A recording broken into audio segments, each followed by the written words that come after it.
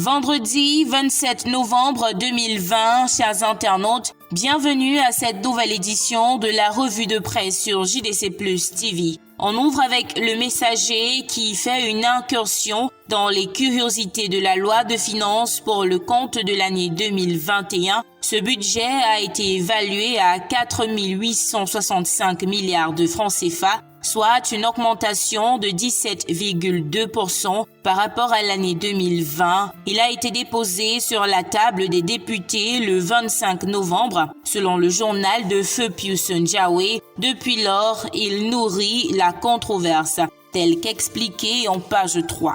Dans cette même édition du Messager, découvrez comment le Cameroun est devenu le meilleur élève dans le domaine du traite et du trafic des personnes. Le quotidien indique qu'une campagne de sensibilisation vient d'être lancée dans la capitale économique Douala afin d'outiller les intervenants sociaux à ce phénomène qui prend de l'ampleur. Vous voulez connaître les ambitions économiques et financières du gouvernement pour le Grand Nord en 2021? Eh bien, l'œil du Sahel vous fait le plaisir de souligner tous ces projets en vue en page 3 de sa parution de ce vendredi. Et puisque nous parlons programme économique et financier du gouvernement pour l'année 2021, qui, entre autres, intègre la finalisation de certains projets routiers, prenons Cameroun Tribune qui nous informe que le Premier ministre vient de recommander la finalisation du processus de sélection et de recrutement de partenaires privés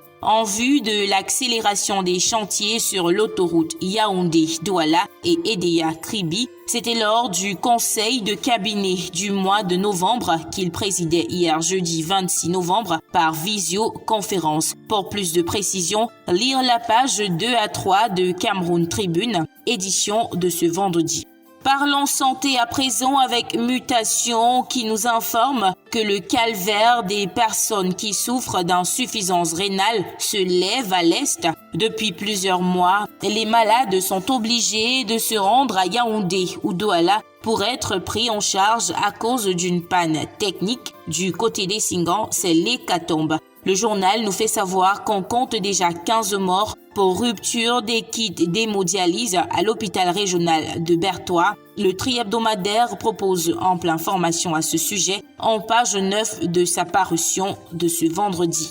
On termine avec le quotidien Le Jour qui parle du Grand Mall de Douala, devenu un centre d'intérêt depuis son ouverture, du fait de ses escaliers roulants sur lesquels beaucoup se donnent en spectacle, faute de connaissances sur leur utilisation. Le journal parle de ces incidents légers enregistrés depuis lors qui fait le bonheur des internautes, mais aussi fait craindre pour les incidents graves. La rédaction du quotidien s'est rendue du côté de Douala et vous propose une enquête à ce sujet en page 2 à 3. Et c'était tout pour la revue de presse de ce vendredi. Merci d'avoir regardé. Bon week-end, à lundi.